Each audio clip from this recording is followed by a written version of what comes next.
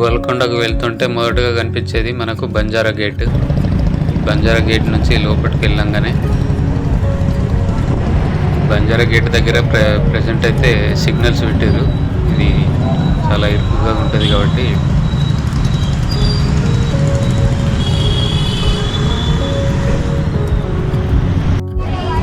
Golconda entrance ఇది. ఇక్కడ board ఉంది చూసుకోవచ్చు. ఇక్కడ ఇంట్లో నుంచి లోపలికి వెళ్ళాలి. వెళ్ళిన తర్వాత మనకి రైట్ సైడ్లో టికెట్ కౌంటర్ అయితే కనిపిస్తుంది. ఈ టికెట్ కౌంటర్లో ఒక్కొక్కరికి వచ్చి 25 రూపాయలు. వీడియో కెమెరా క్యారీ చేయాలనుకుంటే దానికి ఒక 25 రూపాయలు టికెట్ తీసుకొని లెఫ్ట్ సైడ్లో గల్లీలోంచి సన్న గల్లీలో నుంచి లోపలికి వెళ్తుంటే మనకు మెయిన్ ఎంట్రన్స్ వస్తుంది. కనిపించేది మెయిన్ ఎంట్రన్స్. టికెట్ అయితే టికెట్ స్కాన్ చేసుకొని తర్వాత లోపలికి పంపిస్తారు. చాలా ఇరుకుగా ఉంటుంది కాబట్టి ఇక్కడ సినిమాలలాగా పెద్ద పెద్ద మొద్దులు తీసుకొచ్చి ఈ డోర్ను గేట్ని అయితే వలగొట్టే ప్రయత్నాలు చేస్తారని చెప్పి చాలా ఇరుకుగా అయితే కట్టారు. ఒకటి ఏంటంటే గేట్ పైనే మనకు చిన్న రంధ్రం కనిపిస్తుంది. ఆ రంధ్రం నుంచి ఎవరైనా శత్రువులకు సంబంధించి శత్రువులు ఎవరైనా వచ్చినప్పుడు పైనుంచి సలసల కాగే వేడి నూనె అయితే శత్రువుల పైన పోసేటోళ్ళంట. ఈ డోర్కు ఇంకొకటి ఏంటంటే డోర్కు సలాకల్లాగా తయారు చేసి పెట్టారు. ఇవి చిన్న చిన్నగా ఉన్నాయి, పెద్దగా 2 రకాలుగా పెట్టారు. ఇవి ఎందుకంటే ఏనుగులతోటి కూడా ఈ డోర్లను పలగొట్టాలని చెప్పి ప్రయత్నం చేసినప్పుడు ఏనుగులకు తలలకు అయితే గుంజుకునేటట్టు ఇవి చేసి పెట్టారు శత్రువుల బారి నుంచి కాపాడుకోవడానికి. మెయిన్ గేట్ నుంచి లోపలికి వెళ్ళి రైట్ సైడ్ తిరగంగానే మనకి రైట్ సైడ్లో మార్చరీ బాత్ అంతిమ స్నానశాల అని చెప్పి ఉంటుంది.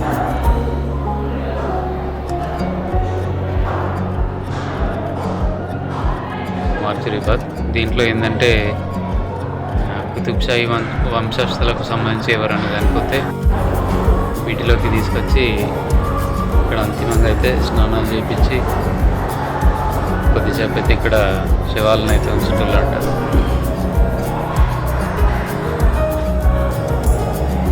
ఉంచిన తర్వాత దగ్గరలో ఉన్న గోల్కొండకు ఉత్తరాన 2 కిలోమీటర్ల దూరంలో కుతుబ్షాహీ వంశస్థులకు సంబంధించి ఎవరు చనిపోయినా అక్కడైతే ఖననం అయితే చేసేటోళ్ళంట.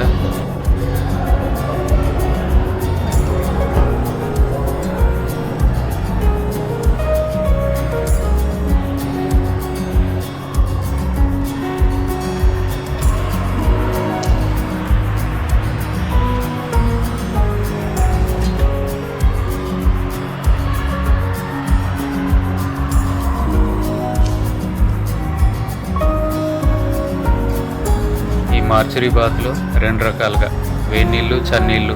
ఇక్కడ చూడొచ్చు ఈ తొట్టిలో 2 రకాల పైపులు ఉన్నాయి. ఇవి మట్టితో చేసిన పైపులు. అప్పట్లో ఒక దాంట్లో నుంచి వేడి నీళ్ళు, ఒక దాని నుంచి చన్నీళ్ళు ఇచ్చే విధంగా అయితే ఇక్కడ ఏర్పాటు చేసుకున్నారు.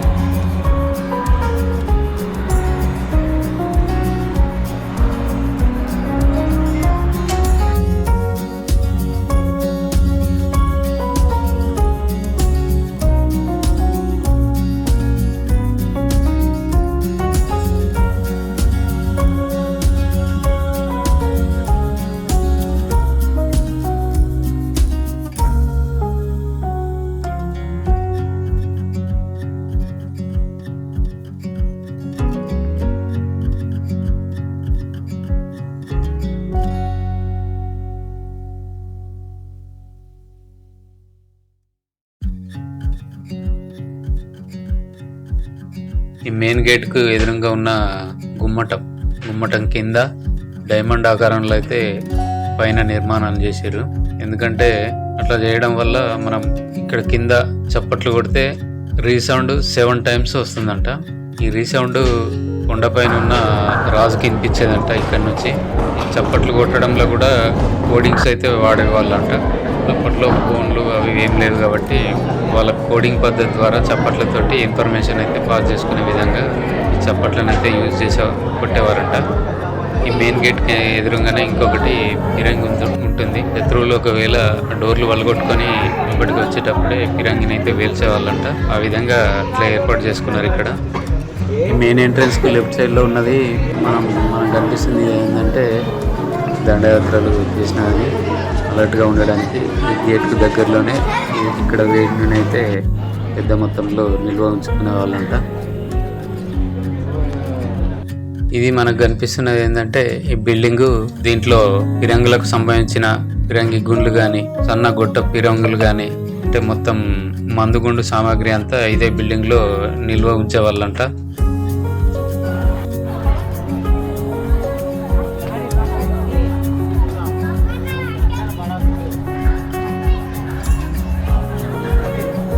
కాకుండా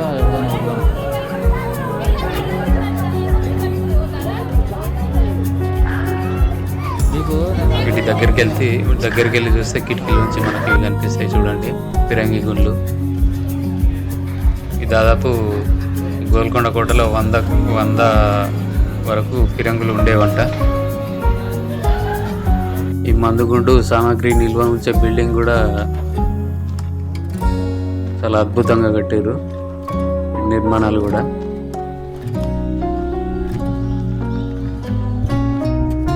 ఈ బిల్డింగ్ 3 అంతస్తుల ఎత్తులో అయితే ఈ నిర్మాణాన్ని అయితే కట్టారు. మెట్లు కూడా చూడొచ్చు.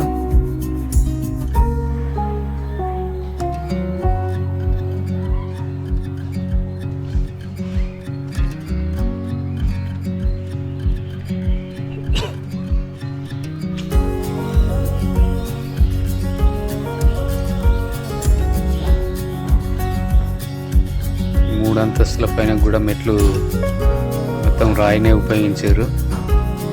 బిల్డింగ్ పైన నుంచి కూడా మనం వ్యూ చూడొచ్చు. ఇక్కడ నుంచి ఇక్కడ కూడా వాటర్ నిల్వ ఉండడానికి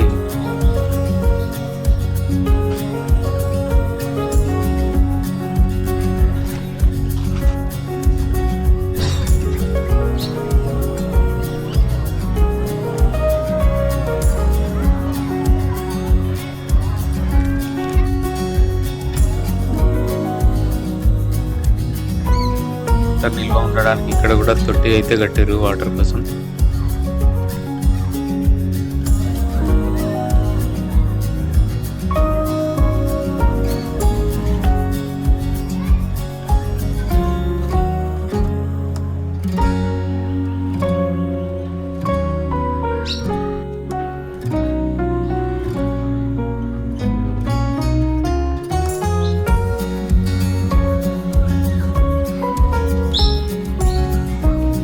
ఈ కట్టడానికి ఆనుకునే ప్రధానంగా ఒకటి నీళ్ళ స్టోరేజ్ కోసం అయితే పెద్దగా బాగా అయితే తవ్వారు, బాగా నిర్మించారు. మనం ఇప్పుడు చూస్తుంది సైనికులు ఉండడానికి నిర్మించిన గదులు ఇవి. ఎవరన్నా రాజును కలవడానికి వచ్చినా కానీ వాళ్ళ లగేజ్ అంతా ఇక్కడనే ఉంచి రాజును కలవడానికి పైనకు తీసుకెళ్లే వాళ్ళంట సైనికులు. మనం ఇప్పుడు చూస్తున్న 2 వైపులా కూడా సైనికులు రూమ్స్ అయితే ఉండేయంట. అప్పట్లో కరెంటు ఉండేది కాదు కాబట్టి వెలుతురు కూడా రాత్రిపూట ఉండేది కాదు కాబట్టి ఏంటంటే ఈ కాగడాలు రాత్రిపూట ఇక్కడ పెట్టిన రాయిలకు రంధ్రాలు ఉన్నాయి కదా, ఈ రంధ్రాలలో కాగడాలను ఉంచేవాళ్ళంట లాంతర్లు. రాత్రి అంతా వెలుతురు వచ్చేది. మళ్ళీ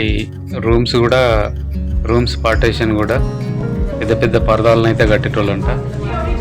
పెద్ద పెద్ద పరదాలు కట్టంగానే అవి రూమ్ లాగా అయిపోయేవి. అట్లా రూమ్స్ను వాడుకునే వాళ్ళంట. మళ్ళీ తెల్లారంగానే గాలి కావాలి కాబట్టి ఆ పరదాల పైన ఎత్తేస్తే గాలి వస్తుంది ఎక్కువ, అట్లా యూజ్ చేసుకునేటోళ్ళంట.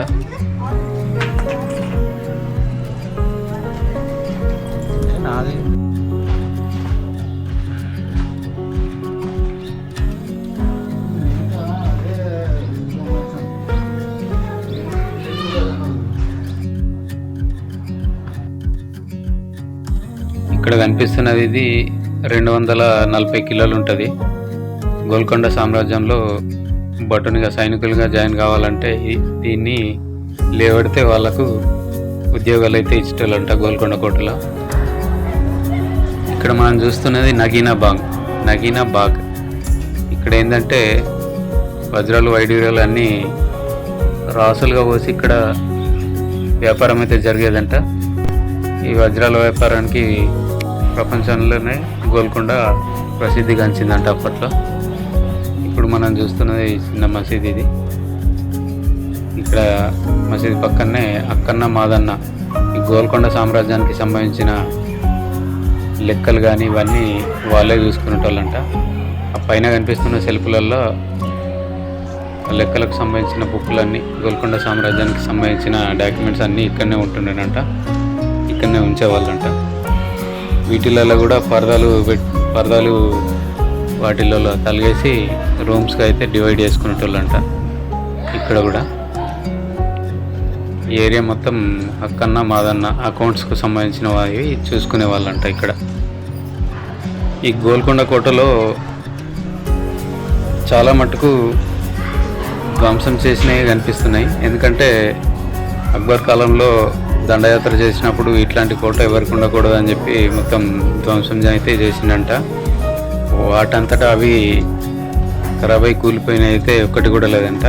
ఇవన్నీ ధ్వంసం చేసినవి మనకు కనిపిస్తున్నాయి. పైన సీలింగ్ కానీ గోడలని కూలిపోవడం కానీ ఈ పిరంగులతోటి ధ్వంసం చేసిన కట్టడాలు అయితే మనకు కనిపిస్తున్నాయి ఈ ఏరియాలో చాలా మటుకు. గోల్కొండలో పనిచేసినటువంటి అక్కన్న మాదన్న ఒక సందర్భంలో గోల్కొండ కోట బయటకు ఏదో పని నిమిత్తం బయటకు వెళ్ళినప్పుడు వారిని ఔరంగజేబు బంధించి ఏనుగులతో దొక్కించి చంపిస్తాడంట. అది తెలుసుకున్న తానిషా చాలా బాధపడతాడంట. ఈ ఔరంగజేబు గోల్కొండ కోటలోకి రావడానికి అతనికి వీలు పడక, సాధ్యం కాక గోల్కొండలో పనిచేస్తున్న ఒక అతనికి డబ్బులు ఇచ్చి రాత్రిపూట ఎవరు లేని సమయంలో ఆ గేట్ ఓపెన్ చేయగానే అతని సైన్యంతో లోపలికి వచ్చి ఈ కుతుబ్షాహీ మీద, తానిషా మీద యుద్ధం చేస్తాడంట. అప్పుడే ఈ కోట అంతా ధ్వంసం అయిపోతుంది, కోట అంతా డ్యామేజ్ అయిపోతుంది. ఈ ఔరంగజేబ్కి తానిషా దొరికిపోయింది అని చెప్పి ఈ విషయం అతని భార్య పిల్లలకు తెలంగానే వాళ్ళు ఈ కొండపైనే ఉన్న ఒక బావిలో దూకి అయితే సూసైడ్ అయితే చేసుకుంటారంట. ఇది తారామతి మాస్క్ పక్కనే ఉంటుంది. ఇది ఈ వాటర్ స్టోరేజ్కి ఇక్కడ తొట్టిలాగా అయితే కట్టిరు రాయితోటి. ఇదే మనకు కనిపిస్తున్నదే తారామతి మసీదు. దాదాపు ఇక్కడ ఆడవాళ్ళందరూ ఇక్కడే నమాజ్ చేసుకునే వాళ్ళంట. ముందటనే కోనేరులాగా ఉన్నది.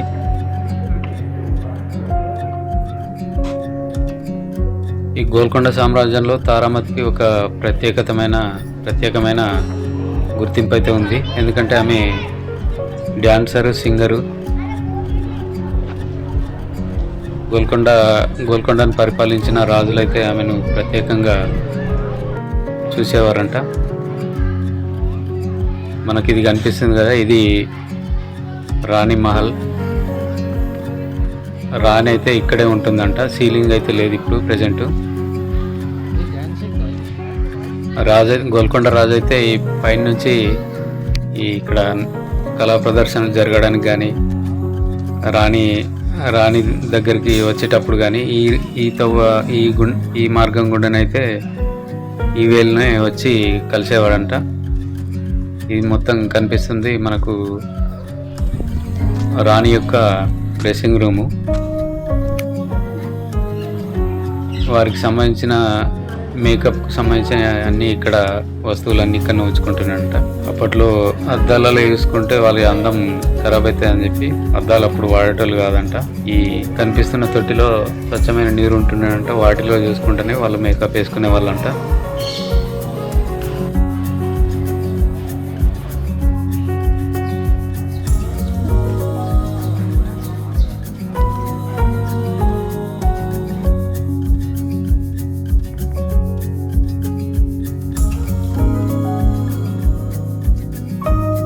దీని పక్కనే నర్తనశాల అని ఉంటుంది.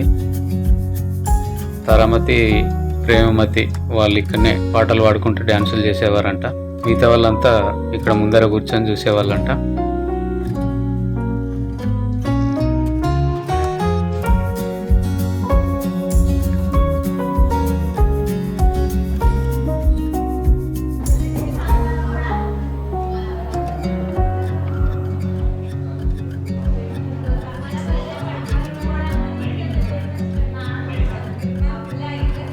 గోల్కొండ చాలా మట్టుకు అయితే ఔరంగజేబు దండయాత్రలో ధ్వంసమైంది.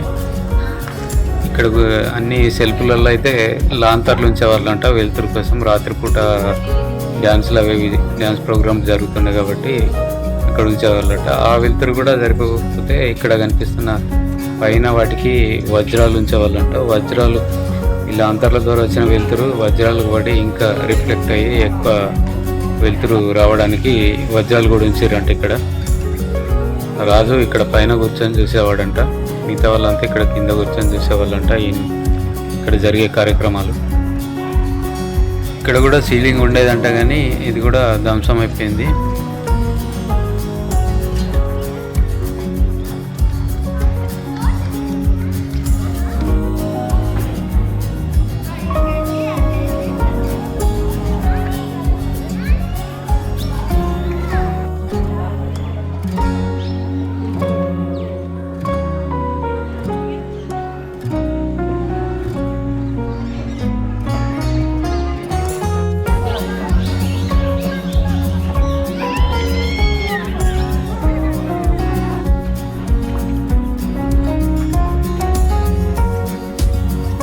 ఇది గోల్కొండకు వెళ్ళడానికి కుడివైపులో ఉన్న మెట్ల మార్గం ఇది.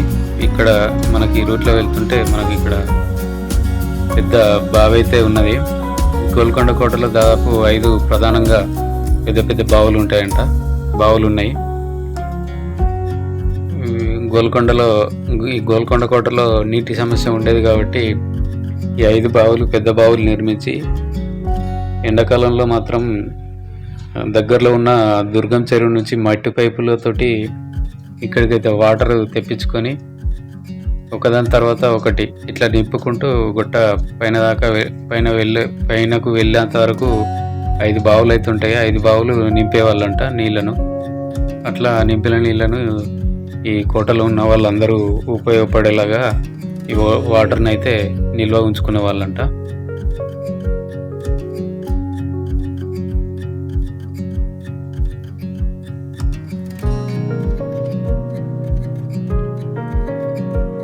ఈ మెట్ల మార్గం ద్వారా పల్లకిలో రాణులను అయితే పైనకు తీసుకెళ్లేవాళ్ళంట. ఈ పల్లకిని మోసేవాళ్ళు వెనుక ఉన్న వాళ్ళు హైట్ ఎక్కువ ఉండేటట్టు, ముందర ఉన్న వాళ్ళు హైట్ తక్కువ ఉండే వాళ్ళను పెట్టుకొని ఈ పల్లకిని అయితే మోసేవాళ్ళంట పైనకి.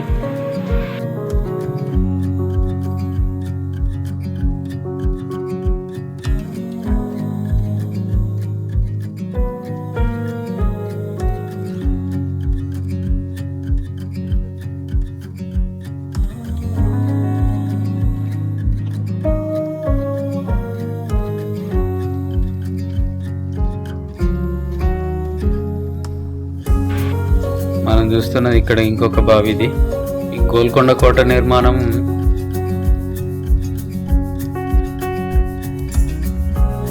మంగళగిరి అనే ప్రాంతంలో గొల్లవాట్లు గొర్రెలు మేపుకుంటూ కొండపైనకు వెళ్ళి గొర్రెలు మేపేవారంట. ఈ గొర్రెల కాపరికి అనుకోకుండా ఒకరోజు దేవతా విగ్రహం మూర్తి కనిపిస్తుందంట. కనిపించగానే ఆ విషయాన్ని ఒకటి కాకతీయ మొదటి రాజు అయినటువంటి ప్రతాపరుద్రదేవునికి ఈ విషయం తెలియజేయగానే అతనే స్వయంగా వచ్చి ఆ దేవతామూర్తిని దర్శించుకొని ఇక్కడ ఈ కొండపైన మట్టి కోటను నిర్మించాలని చెప్పి మట్టి కోటను నిర్మిస్తాడనమాట. గొల్లవాళ్ళు గొర్రెలు మేపే కోట కాబట్టి దీన్ని గొల్లకొండగా అప్పుడు పిలిచేవారు. అది కాలక్రమేణా గోల్కొండగా ఇప్పుడు పిలువబడుతుంది.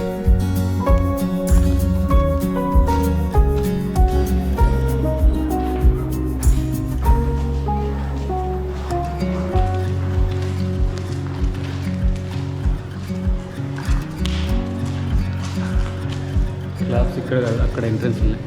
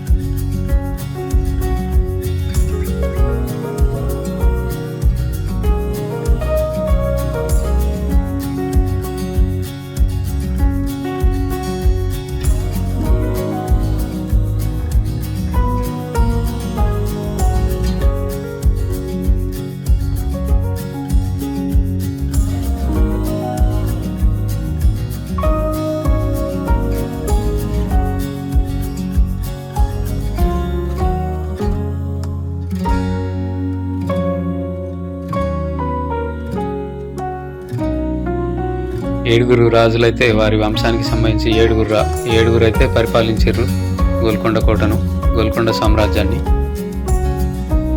ఈ కట్టడం పైన కూడా వాటర్ నిల్వ ఉండడానికి అయితే తొట్టిలు అయితే కట్టారు. ఈ కోట, గోల్కొండ కోట దాదాపు 7 కిలోమీటర్ల విస్తీర్ణంలో అయితే ఉంటుందంట. కాకపోతే ఇప్పుడు అంతా లేదు, ఓన్లీ గోల్కొండ కోట మాత్రమే ఉన్నది.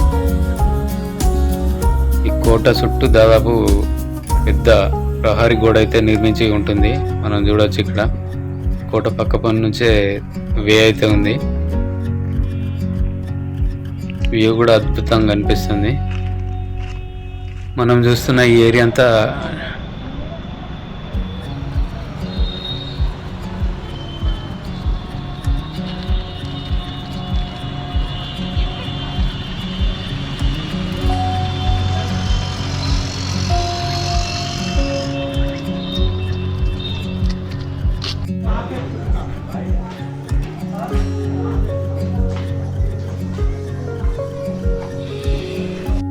స్కూల్ పిల్లలు ఎక్కేసి కూడా కింద చేస్తారు. అంతే అంటే మనం వెళ్ళకపోతున్నాం.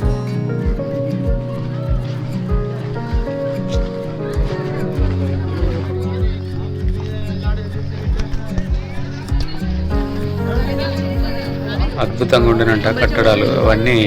ఔరంగజేబు దాడిలో ఇవన్నీ ధ్వంసమైనాయంట. సీలింగ్లు కూడా ఉండేనంట ఇక్కడ.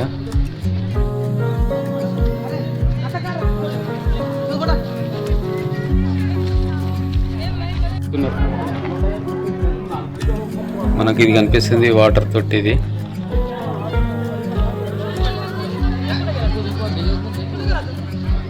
ఇక్కడ అయ్యత్ బక్షి బేగం ఉండేదంట. ఇక్కడ నుంచి చూస్తే కోట పైన కూడా కనిపిస్తుంది. అన్ని కోట గోడలే ఉన్నాయి. పైన సీలింగ్ అయితే ధ్వంసం అయిపోయింది కాబట్టి సీలింగ్ ఏం కనిపిస్తలేదు మనకి. మనకి ఇక్కడ 5 ఫిరంగులు కనిపిస్తున్నాయి. ఈ 5 ఫిరంగులలో ఒకటిది పంచలోహాలతో చేసిన ఫిరంగి. ఇది దీన్ని దొంగలు కూడా ఎత్తుకుపోవడానికి ప్రయత్నం చేశారంట. కాకపోతే దీన్ని మోయలేక ముందట కొంచెం భాగాన్ని అయితే కట్ చేసుకుని పోయారంట దొంగలు.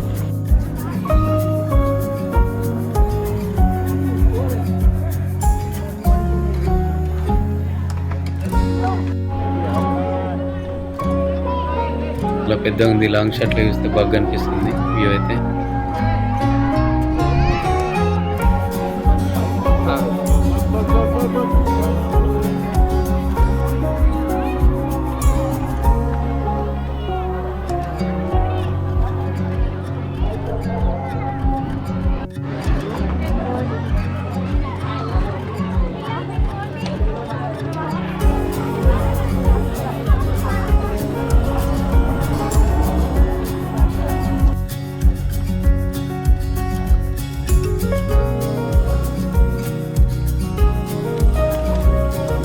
ఈ శ్రీరామదాస్ ఎవరంటే కన్నా మాదన్న ఉన్నారు. మాదన్న వల్ల మేనల్లుడు అన్నమాట. శ్రీరామదాసు మేనమయమైనటువంటి మాదన్న అతని రికమెండేషన్ తోటి అయితే శ్రీరామదాస్కు గోల్కొండ సామ్రాజ్యంలో అయితే ఉద్యోగం వస్తుంది. ఆ ఉద్యోగము పాల్వంచ దగ్గర ఇతనికి తహసీల్దార్గా ఉద్యోగం అయితే లభిస్తుంది. పాల్వంచలో ఇతను తహసీల్దార్గా పనిచేసేటప్పుడు పోకల దమ్మక్క అనే భక్తురాలు శిథిలమైన రామాలయాన్ని చూపించి రామాలయాన్ని పునర్నిర్మించాలని చెప్పి అడుగుతుంది. అడగంగానే ఆమెకు మాటిస్తాడు, నేను మళ్ళీ పునర్నిర్మిస్తా అని చెప్పి. అప్పుడు శ్రీరామదాసు ప్రజల దగ్గర నుంచి కొంచెం డబ్బులు సేకరిస్తాడు. ఆ డబ్బులు కూడా సరిపోకపోయేసరికి అతని దగ్గర ఉన్న డబ్బులు కూడా వాడతాడు. ఆ డబ్బులు కూడా సరిపోకపోయేసరికి ఇంకొకటి ఏంటంటే గోల్కొండ సామ్రాజ్యానికి పన్ను రూపంలో వసూలు చేసిన శిస్తు డబ్బులన్నీ ఈ రామాలయం నిర్మించడానికి అయితే ఉపయోగిస్తాడు. అది కాస్త గోల్కొండ రాజులకు తెలుస్తుంది. తెలిసి గోల్కొండకు సంబంధించిన డబ్బును నువ్వు రామాలయానికి ఎట్లా ఖర్చు పెడతామని చెప్పి అతనికైతే 12 సంవత్సరాలు జైలు శిక్ష విధిస్తారు. జైలు శిక్ష విధించినప్పుడు 12 సంవత్సరాలు ఇక్కడనే ఉంటాడు ఇదే జైల్లో ఉన్నప్పుడే చెక్కిన విగ్రహాలే స్వయంగా శ్రీరామదాసు చెక్కిన విగ్రహాలు అవి. ఇది తెలుసుకున్న రామలక్ష్మణులు శ్రీరామదాసును విడిపించడానికి అతనికి ఎంత డబ్బులు రాజు కట్టేది ఉందో అంత డబ్బును అయితే గోల్కొండ రాజుకు రామలక్ష్మణులు కట్టి వెళ్తారు. వెళ్ళిన తర్వాత గోల్కొండ రాజు ఆ కట్టిన డబ్బు నాణ్యాలను అయితే పరీక్షిస్తే అది శ్రీరామచంద్రునికి సంబంధించిన కాలం నాటి నాణ్యాలు అని చెప్పి తెలుసుకొని అప్పుడు శ్రీరామదాసుని జైలు నుంచి విడిపిస్తారు. మనకి ఇక్కడ కనిపిస్తున్నది పైన ఉన్నటువంటి బావి. ఇది కోటకు చాలా దగ్గరలో ఉంటుంది. ఇక్కడ ఒక మసీదు కూడా ఉన్నది. ఈ మసీదుని చూస్తే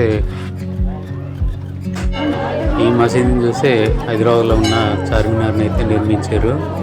ఈ మసీదు ఆకారం ఎట్లా ఉందో అదే విధంగా అయితే నిర్మించారు. చార్మినార్ కంటే ముందు నిర్మించిన మసీదు ఇది గోల్కొండ కోట పైన ఉన్నది. ఇక్కడైతే ఒక దేవాలయం ఉంది, ఎల్లమ్మ తల్లి దేవాలయం. ఇది గోల్కొండ కోటలో పనిచేసే అక్కన్నమాదన్న హిందువులు కాబట్టి వారు పూజ చేసుకోవడానికి అయితే ఇక్కడ వారి కోసం అయితే గుడిని అయితే గోల్కొండ రాజులు నిర్మించారు. హైదరాబాద్లో మొట్టమొదటిగా బోనాల పండుగ అయితే గోల్కొండ కోట పైనే స్టార్ట్ చేస్తారు. ఇక్కడ మొదలైన తర్వాతనే హైదరాబాద్లో ఎక్కడైనా కానీ బోనాలు అయితే తీయడం జరుగుతుంది. ఈ గోల్కొండ కోట పైన ఉన్న గుడి పక్క నుంచి కొంచెం ముందుకెళ్ళగానే ఇక్కడ కనిపిస్తుంది. ఈ నాగదేవతను అయితే కోరికలు అయితే కోరుకుంటారు భక్తులు. ఇక్కడ నుంచి మనకు ముందర కనిపిస్తుంది.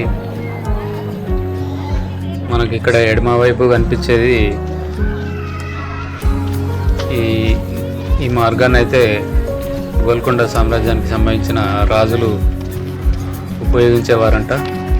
కవ్వను గోల్కొండ కోటలో చివరిగా పైన కనిపించేది 2 అంతస్తుల భవనం. ఇది దీన్ని బారాదారి అని కూడా అంటారు. ఇది ఇక్కడే రాజు అయితే ఉండేటోడు. ఇప్పుడు దీని పైనకి వెళ్ళి చూద్దాం ఏముందో.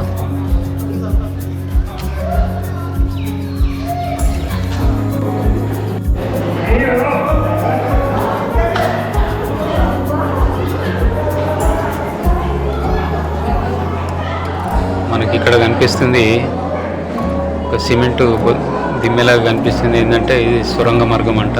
గోల్కొండ కోటలోకి ఎప్పుడైనా వేరే రాజ్యానికి సంబంధించిన వాళ్ళు దండయాత్రకు వచ్చినప్పుడు తప్పించుకొని పారిపోవడానికి అయితే రాజులు ఈ మార్గాన్ని ఉపయోగించేవారంట. ఇది దాదాపు 8 కిలోమీటర్ల దూరం వరకు అయితే సొరంగ మార్గం ఉంటుండేనంట. ఇది ఇప్పుడైతే ఆర్కియాలజీ డిపార్ట్మెంట్ వాళ్ళు దీన్ని క్లోజ్ చేసారు. ఇంకొకటి ఏంటంటే ఈ భవనం మొత్తం చల్లగా ఉంటుంది ఎండాకాలంలో. అలా ఉండేటందుకు అప్పట్లో ఫ్యాన్లు ఏసీలు ఏం లేవు కాబట్టి దీన్ని అప్పట్లో కొంచెం టెక్నాలజీ వాడి చల్లగా ఉండడానికి ఈ విధంగా అయితే నిర్మించి ఉంచుకున్నారంట రాజులు. పైనకు వెళ్ళడానికి కూడా 2 రకాలుగా మెట్లు ఉన్నాయి. ఒకటి చాలా సన్నంగా ఉన్నాయి మెట్లు, ఇంకోటి లోపటి నుంచి ఉన్నది. ఇక్కడ పైనకి ఎక్కి చూస్తే మొత్తం హైదరాబాద్ మొత్తం కనిపిస్తుంది. గోల్కొండ కోట పైన నుంచి చూస్తే గోల్కొండ కోట చుట్టూ అయితే పరారు కూడా అయితే ఉండేదంట. రాజు ఇక్కడే ఇదే బిల్డింగ్లో ఉండేటోడంట గోల్కొండ పరిపాలించిన రాజులు. మనకు ఇక్కడ నుంచి కనిపిస్తున్న మెట్లు రాజులకు సంబంధించిన వాళ్ళు ఉపయోగించేవారంట. ఈ మెట్లు, ఈ మార్గం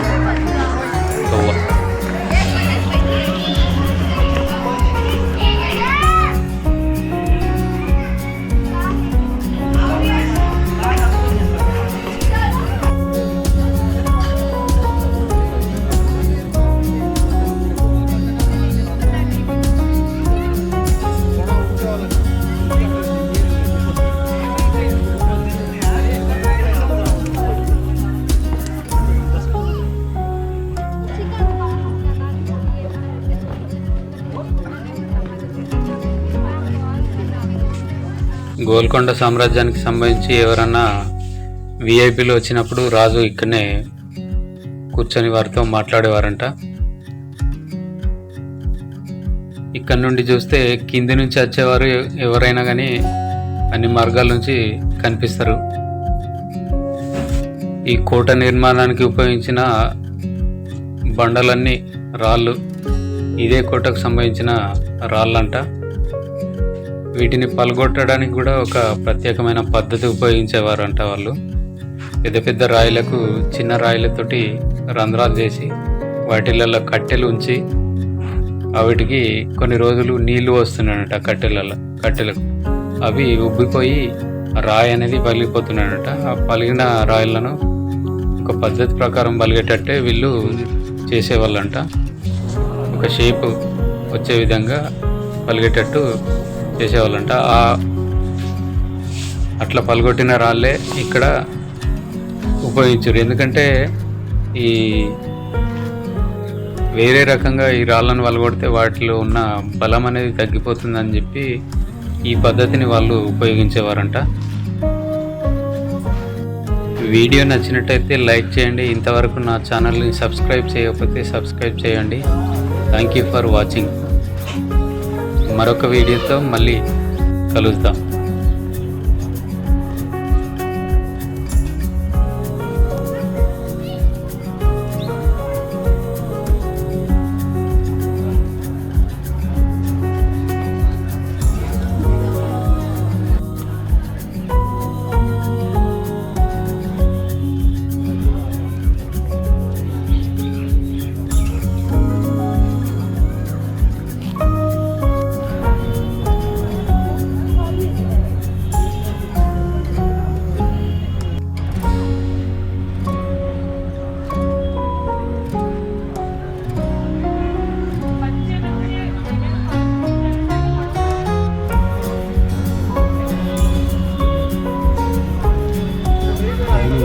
చూస్తాను సార్.